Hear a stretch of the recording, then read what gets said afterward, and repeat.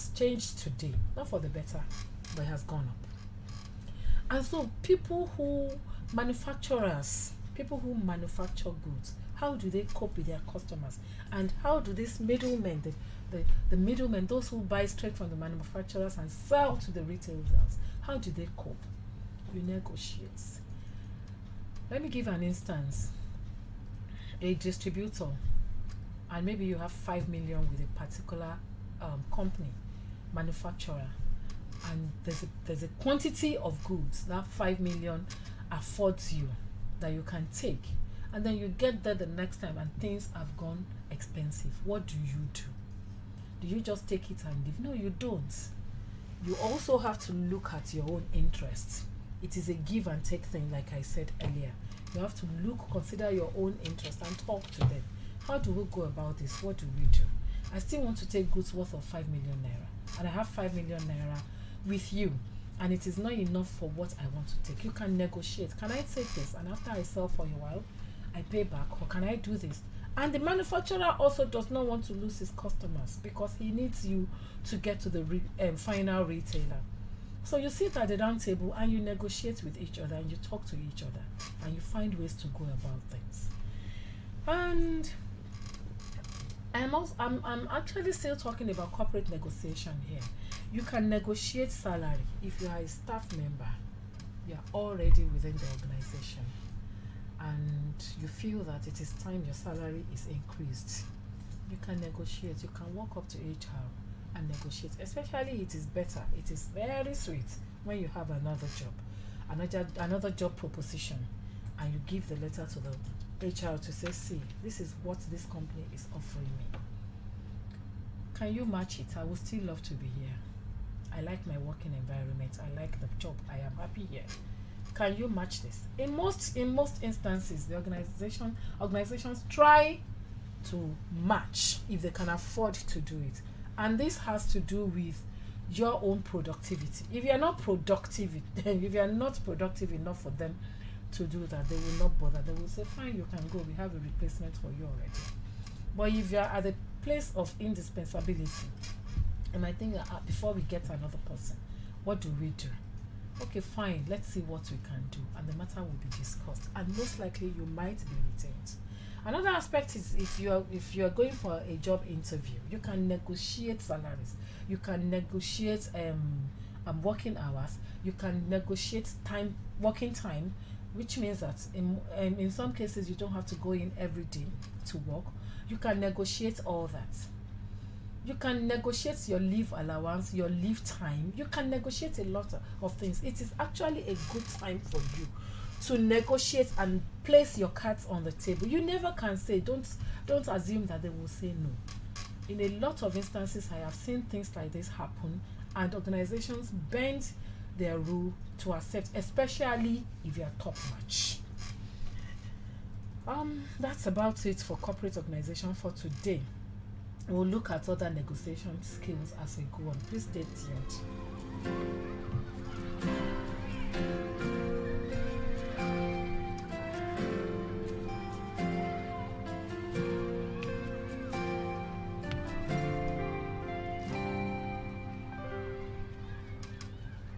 A child in the distance, playing in the rain, the sweet sound of water flowing away, a construction worker coming home from work, two parents and their children going to church, a happy little baby rolls on your shirt.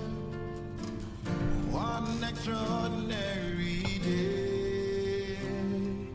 Let us have a world of ordinary people, living life the way God wants us to. And if we have a world of ordinary people, extraordinary things will happen to me and you.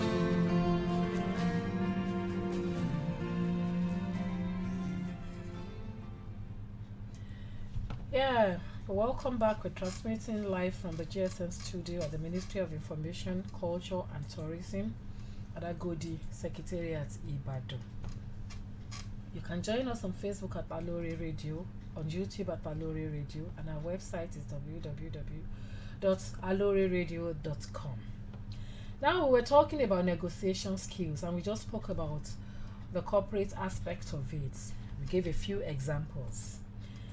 I will say again, what are negotiation skills, so that we keep refreshing our memories. Negotiation skills are qualities that allow two or more sides to reach a compromise. These are often soft skills such as communication, persuasion, planning, strategizing, and cooperating. Understanding these skills is the first step to becoming a stronger negotiation. You see, we said communication. Communication is key, because there's no way you will not communicate with each other. You have to talk, you have to write, you have to send messages, you have to make phone calls, you have to meet. All these are different platforms on which you can negotiate. You do not have to see each other at every point in time. No.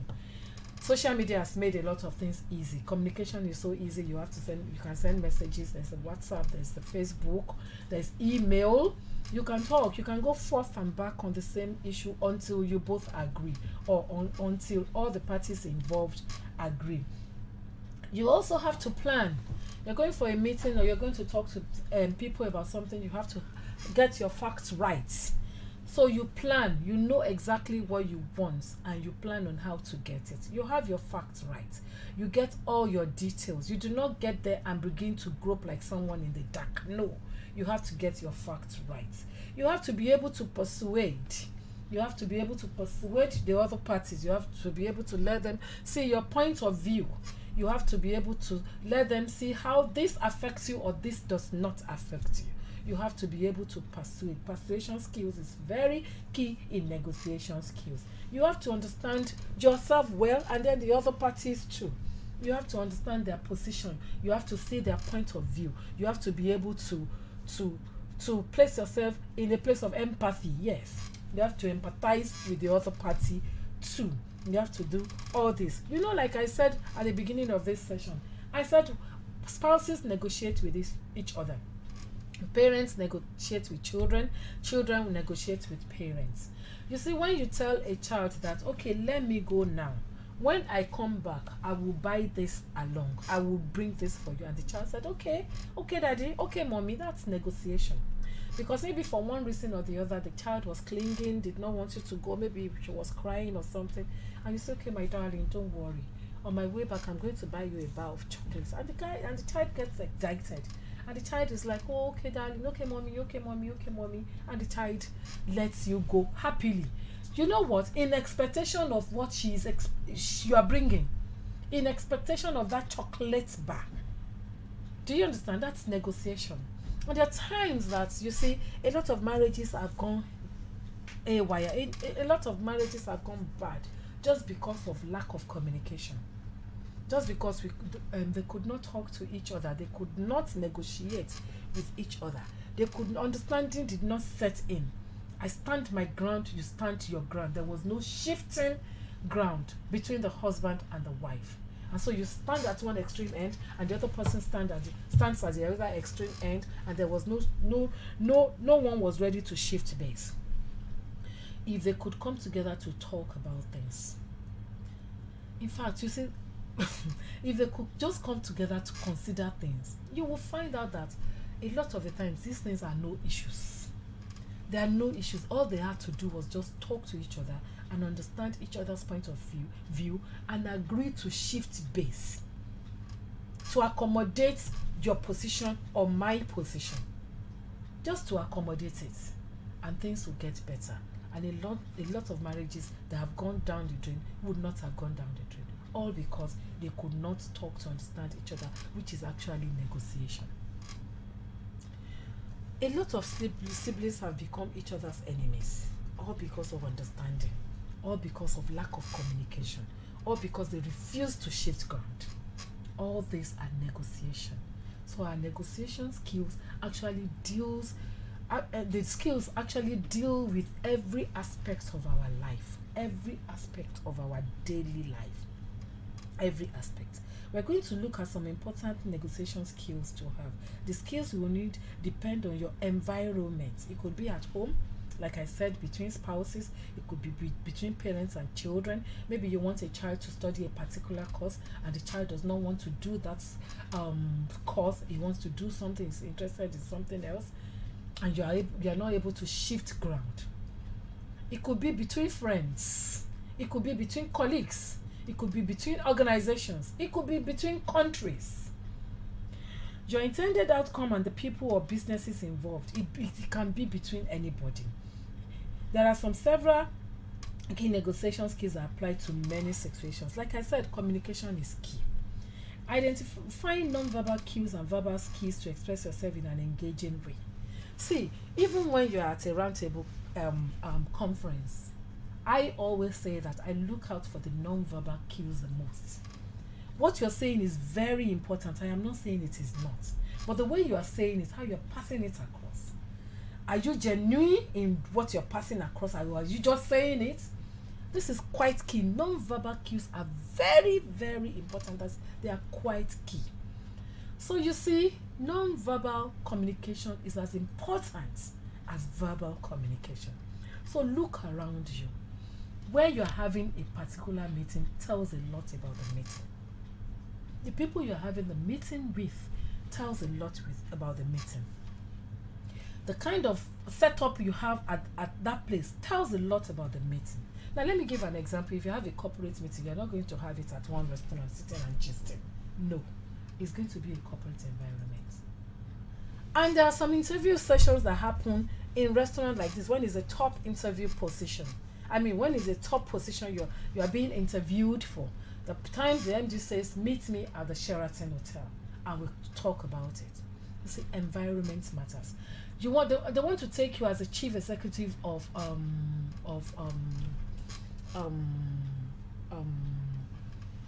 quality. I'm sorry, it just came to my mind. But a quality assessment position, the director in charge of it, and you go to Sky. It's just is not it. You will either meet at the Sheraton Hotel or Premier Hotel here in Ibadan. Premier Hotel here because we're in Oyo State. Premier Hotel here in Ibadan, and you have a good discussion. It doesn't have to be in the boardroom of the organization. Fine, you could still meet there, but these things happen. So you see, the environment is actually key. You must be able to read your environment and read all the non-verbal cues. The non-verbal cue in this instance is you are invited for this interview at the Premier Hotel, Mokola Hill, Ibadan. You already know what you're going for. You know that this is the way I should be dressed to go to that place. It could be a corporate casual. You have to be deliberate in selecting your outfits. And then when you get there, there's some things we're going to be talking about these things later. There's some things you have to note so as to know how to go about things. And then you have to also change communication styles to meet the listener's needs. Yeah. You see, there are times you get to a particular place and what you meet on ground determines how you go about what happens. See, if you get to a place and you're communicating, there are instances where you have to change your communication style to meet the listener's needs. Our world as such developed that there was a time I had to interview somebody as a head of HR in a particular organization, and I found out that the person was deaf. But she came in for the interview session. I found out that she was deaf 24 hours before she came in because I was going through the CV so I could be ready for the interview. And when I found out that she was deaf, I was like, what are we going to do? How are we going to go about this? Then as I read further, I found out that she had somebody who could interpret for her, and she was bringing that person along. I would not say because of that I will cancel the interview session. No, she had made arrangements for the interview session to go well. She had made arrangements for the fact that I couldn't communicate with her directly. And so the interview session happened and she was employed. Because in the department in which she wanted to work, she didn't need to really interact with people a lot. And she had the qualification. She was employed. You see, so the world is changing on a daily basis. At a particular time in the time past, that would not have happened. Even she would not have applied. But on a daily basis, change is constant. Change is very constant. So communication is key. Now, active listening is another factor that is quite key. See, when you are at a meeting, at a roundtable conference, whether you're standing somewhere, whether you're seated somewhere, whether you're meeting somewhere, any meeting, please, you need to be actively involved in the communication. You need to listen actively. You need to listen and retain information. If you just listen and you're not hearing, you know, we can listen and not hear. We can listen and not know what the person is talking about. It is one thing to listen to hear. It is another thing to listen to understand what that person is talking about. When you are expected to respond or to take back a feedback to your organization or to continue the interaction later, you're supposed to listen actively so that you retain information.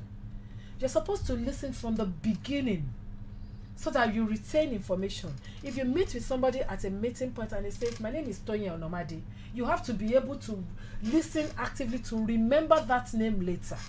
You might not be able to take notes as you are talking, but you have to put it somewhere in the innermost recesses of you to recall what you have spoken about. So active listening is very important, especially in negotiation. In negotiation, active listening is very important because negotiation might be ongoing until you now later agree. Even after you have agreed, when you are now acting out everything, when it is time for productive acting, you need to remember what was agreed upon. You need to remember what led to something. The times when we talk to our people, maybe your spouse or your boss or your friend, and you say, at this point, and the person says, I cannot remember, and you now say what led to what, and that juggles the memory, and the person now remembers. So active listening is very, very key. Another factor is emotional intelligence. You must control your emotions and recognize other people's feelings. It is not all about you.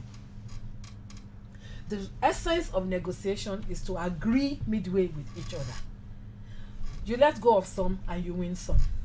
So you must be emotionally intelligent. Being conscious of the emotional dynamics during negotiations can allow you to remain calm and focused on the core issues. If you are unsatisfied with the current negotiation, express the need for a break so you and the other party can return later with refreshed perspectives. You must be able to carry other people along. You must show empathy for other people. It's not all about you. That's why it's called negotiation. Another point is expectation management. Just as you should enter a negotiation with a clear goal, the other side also likely has its own defined expectations. If you believe you might not be able to agree to each other's terms, you could try adjusting your expectations. Skilled expectation management involves maintaining a balance between being a firm negotiator and a collaborative one. Nothing is cast in stone. So, at that meeting, maybe this is your expectation. You could shift a bit. Let's enjoy a little music and then we'll continue. Sweet little Jesus, ordinary child, the carpenter's first son, humble and mild. If anybody told you he'd be Messiah, you probably would laugh it off, I know. So let us have a world of ordinary people, living life the way God wants us to. And if we have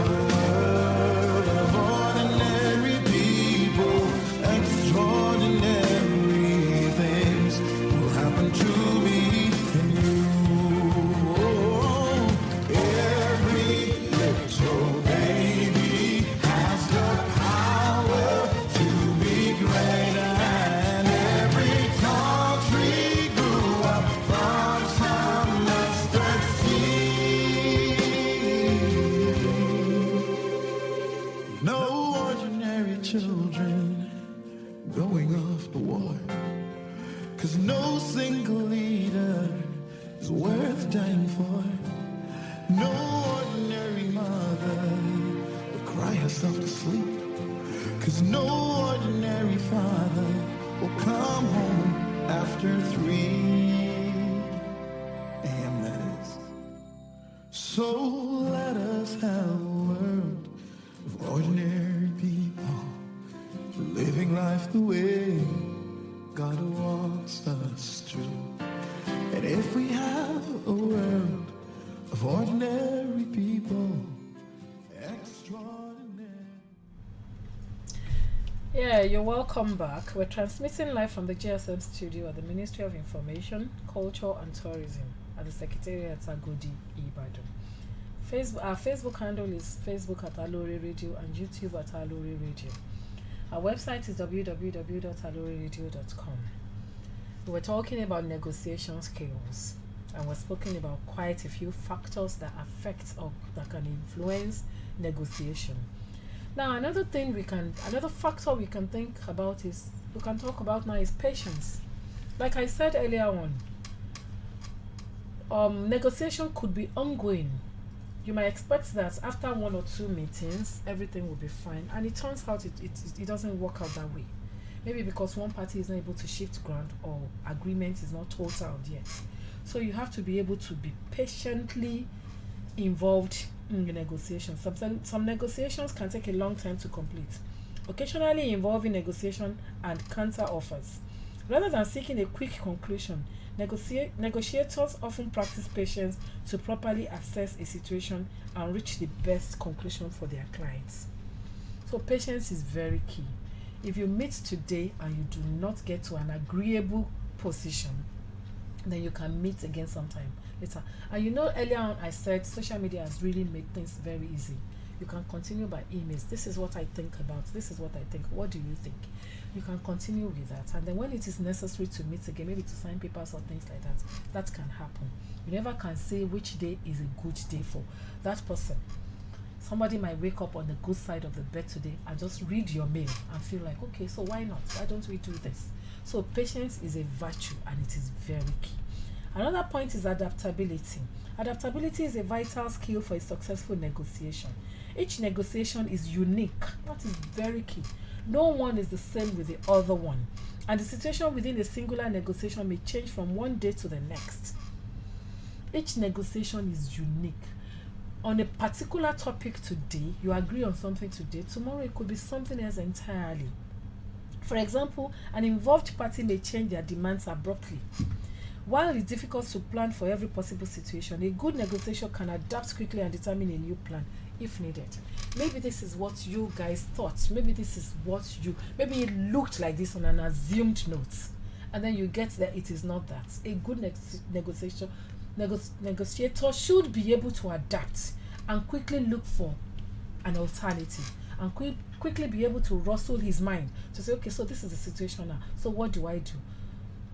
Should be proactive actually, so that he can adapt with any situation that comes up. Adaptability is very key. Another key point is persuasion. In negotiation, persuasion is quite key. You have to learn to persuade the other party. You have to be persuasive. You do not want to go to a negotiation table and go as a rigid person. It is me and me. It is this my idea. It is this my thought. It is this my this. No. You have to be persuasive. You have to say, okay, I am offering this. What are you bringing to the table? Okay, if I shift ground here, what do we do? You have to be persuasive. Persuasion alone can help the other person shift ground. It depends on how you approach the person. The Yorubas have an adage. They say sorry has different tones. You can say sorry in a very sharp way. That means you're not sorry. But you can say sorry, oh really, I didn't know, I'm so sorry. It has different tones. So you have to learn to be persuasive. Planning is also very key. You have to plan. We have spoken about this earlier on. You have to plan. If you don't plan, you're actually not in a good position. You're actually not. Negotiation requires planning to help you determine what you want. You should consider what's the best possible outcome. What's your least acceptable offer, and what you would do if an agreement isn't reached. You have to know what is the best outcome. At the best, what are you getting? At the very worst, what is your least acceptable offer? The ability to prepare, plan, and think ahead is crucial to a successful negotiation. Planning skills are necessary not only for the negotiation process, but also for deciding how the terms will be carried out. You have to plan. You have to know your onions. You have to know about what you are going to discuss. You have to have learned and know about it. And you have to plan on how to go about it. The best negotiations enter a discussion with at least one backup plan, but often more. That if it goes this way, this is what I do. If it does not go this way, this is the way it will go. You have to have backup plans because it could swing anyway. You are not the sole person making the decisions. So it can swing any which way. So if it swings this way, what do you do? If it swings this way, what do you do? Consider all possible outcomes and be prepared for each of these scenarios. For negotiators, this is known as the best alternative to a negotiated agreement. Best alternative to a negotiated agreement. Partner. Integrity is also another key point. Integrity is key in whatever situation, in whatever we do. Integrity is key. I try as much as possible to not to promise what I cannot deliver, even to children. Because if you tell a child, I'll bring you chocolate when I come back to you, and you do not bring it, and you say, sorry, I forgot, I'll do this, I'll do that. When you tell that child tomorrow, she's like, oh, okay, she still has